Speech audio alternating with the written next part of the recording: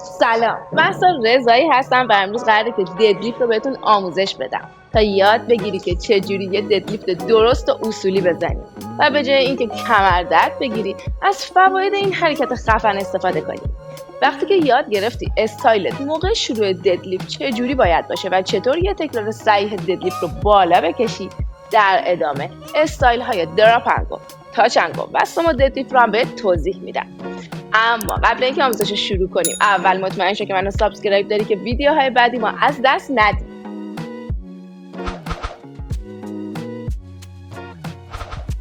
اولین و مهمترین قدم واسه شروع ددلیفت نحوه ایستادن و شروع به حرکته. ممکنه که ساده به نظر بیاد، اما اینکه چطور حرکت رو شروع کنیم میتونه یکی از مهمترین قسمت‌های ددلیفت باشه. تو اولین قدم فاصله بین پاهات باید تقریباً اندازه عرض شونه باشه. فاصله ای باشه که باش احساس راحت و خوبی داری و میله رو هم با دستات از بیرون پاها میگیری.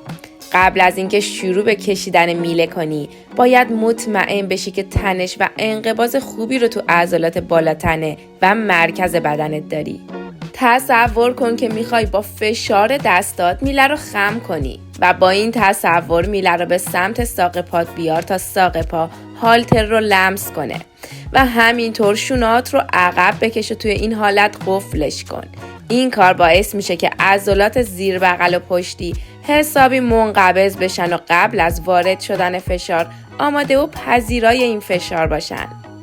همینطور وقتی خودتو از پهلو میبینی باید شونه ها دقیقاً بالای میله باشن. وقتی شونه ها از میله جلوتر بزنه یعنی تو مسیر درست نیستی، استفاده از پاهات کمتر میشه و فشار به کمرت بیشتر. پس یکم خودتو عقب بکش و باسن و پایین بیار تا شونه ها دقیقاً بالای میله باشن. واسه این که بتونی بیشتر از پاهات استفاده کنی باید زانوها رو به بیرون و کف پا رو به سمت زمین فشار بدی. این کار باعث میشه که عضلات باسن فعال بشن و بتونی استفاده بیشتری از پایین تنت داشته باشی. شاید خیلی ها این تصور رو دارن که توی ددلیفت باید با استفاده از بالاتنه و کمر میله رو بالا بکشن، اما ازت میخوام که از امروز این نگاهتو عوض کنی و فکر کنی که میخوای پرس پا انجام بدی. پس وقتی داری میله رو بالا میکشی پاهات رو هم به سمت زمین فشار بده، انگار که داری پرس پا میزنی. زانوات رو هم به بیرون باز کن.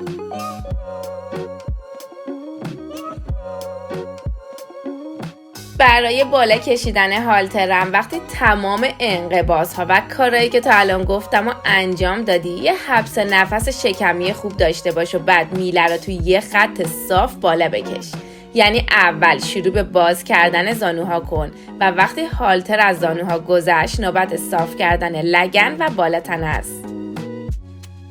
تبریک میگم، به همین سادگی یاد گرفتی که چجوری یه تکرار ددلیفت رو اجرا کنی. بقیه‌اش هم تقریبا همینه اما تو استایلای مختلف.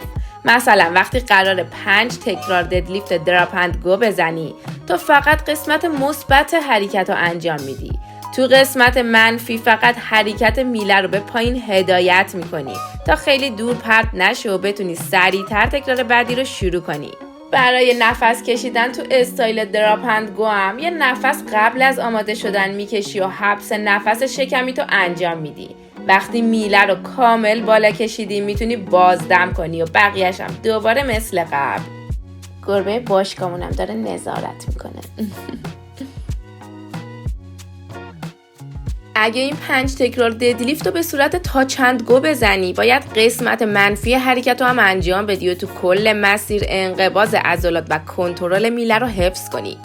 پس با خم کردن و عقب بردن باسن شروع به پایین رفتن میکنیم در حالی که زانو ثابته و جلو نمیاد. به محض اینکه میله به پایین زانو رسید باسن رو تو جایی که هست نگه میداریم و شروع به جلو بردن زانو و خم کردنش میکنیم. و چون تو قسمت منفی حرکت هم تحت فشاریم بعد از بازدم یه نفس میکشیم تا قبل از اجرای قسمت منفی حرکت دوباره حبس نفس کنیم.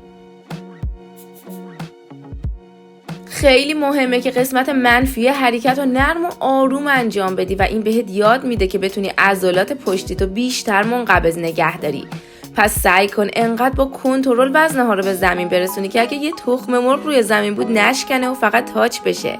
اینجوری مطمئن میشیم که تونستی انقباض عضلاتتو تو کل مسیر حفظ کنی.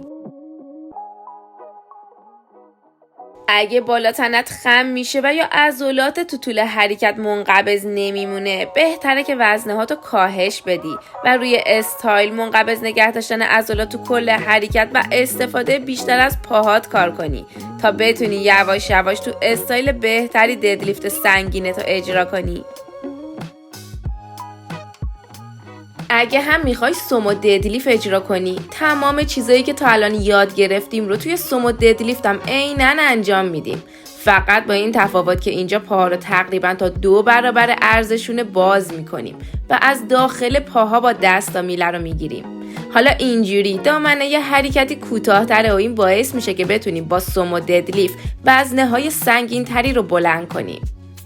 و اینکه تو ددلیفت یا سومو ددلیفت پنجه های پا چقدر به بیرون بچرخه میتونه به آناتومی هیپ هر شخص برگرده. یه دستورالعمل کلی برای همه وجود نداره و جوری که احساس راحتی بیشتری داری رو انتخاب کن. و تاکید میکنم که تو سومو ددلیفت هم شونه باید بالای میله باشه نه جلوتر و مثل قبل بعد حبس نفس و منقبض کردن عضلاتت میله رو بالا میکشی و واسه پایین اومدن هم دوباره همونی که تا الان یاد گرفتیم و اجرا میکنی.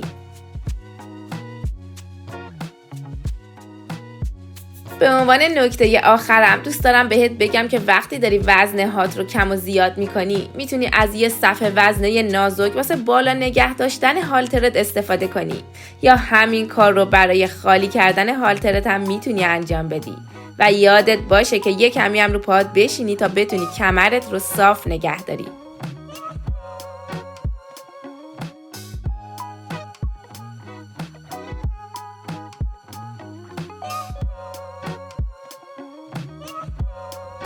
اگه دوست داری مدل‌های مختلف گیرش هالتر توی ددلیفت رو بدونی، واسه یه ویدیوی جداگونه درست کردم که میتونی رو لینک بالا سمت راست کلیک کنی و ببینی. اگه این ویدیو رو دوست داشتی ممنون میشم که لایک کنی یا واسه دوستات بفرستی و خوشحال میشم که نظرت توی کامنت ها بدونم. اگه هم موضوع خاصی مد نظرت هست که دوست داری برات در موردش ویدیو درست کنم، توی کامنت ها حتما بهم بگو. خوشحال میشم اگه بتونم کمکت کنم. موفق باشی.